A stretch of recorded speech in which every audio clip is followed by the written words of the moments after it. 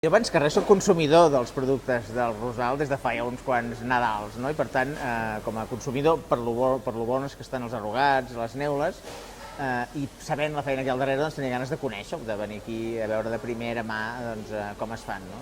I realment, primer he comprovat que això d'artesà va de debò, és a dir, que he vist com fan cada neula, cada arrugat, cada ventall, no? I això fa il·lusió, perquè soc un fan del treball artesanal.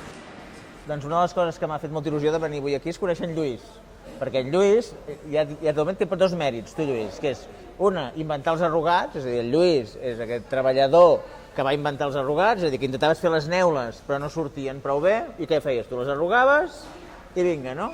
És a dir, el Lluís és l'inventor de potser un dels dolços preferits meus, no? Que és l'arrugat, aquesta petita meravella de neula, i ara el Lluís és protagonista d'un conte, perquè ara hem fet un conte que és per nens, que l'hem escrit i dibuixat, que explica la història d'en Lluís i dels arrugats. Per tant, ara seràs més famós encara, Lluís. Què et sembla? Ho portarem bé, això?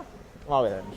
A mi em va fer molta il·lusió que em proposessin de fer el conte aquest, perquè la història és fantàstica, no? Jo tinc 4 fills, els 2 petits, diguem, el de 13 i el de 6 anys, els vaig posar a que m'ajudessin, i són en part protagonistes, no? I aleshores hem volgut fer en aquest conte no només explicar la història d'en Lluís, de com neixen els arrugats, sinó explicar, per mi, aquest missatge meravellós, que és que coses aparentment imperfectes poden ser molt bones, no? I per tant, al conte també hi ha una història paral·lela d'uns dibuixos que fa un nen amb les mans que li suen per un problema que té a les mans, no? I com també decideix que un dibuix arrugat també pot ser un bon dibuix, no? Això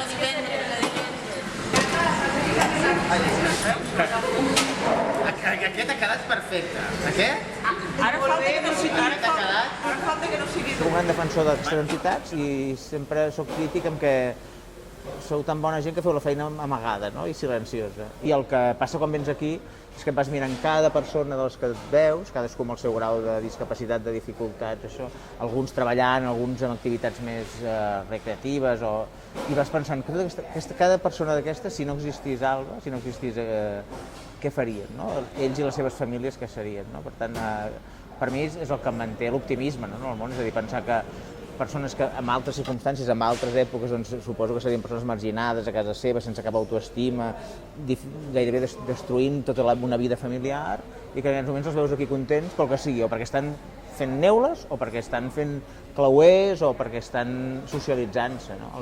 I crec que és bàsic que el tercer sector s'aixequi cada matí intentant arreglar el món, pot s'aixequi cada matí també reivindicant-se i dient, ei, que aquí estic jo arreglant el món i que sense mi això s'ensorra. Per tant, respecte, ajudeu-me i valoreu-me, no em tingueu com algú que està allà amagadet i calladet, sinó que jo crec que el tercer sector ha de combinar fer la feina amb reivindicar-se. Olé, olé, olé. Oh, és que em cremo. És que crema. Porten 2 guants, elles. Bueno, no està mal, No està mal. No està No la colarem com a neula, però... gens malament.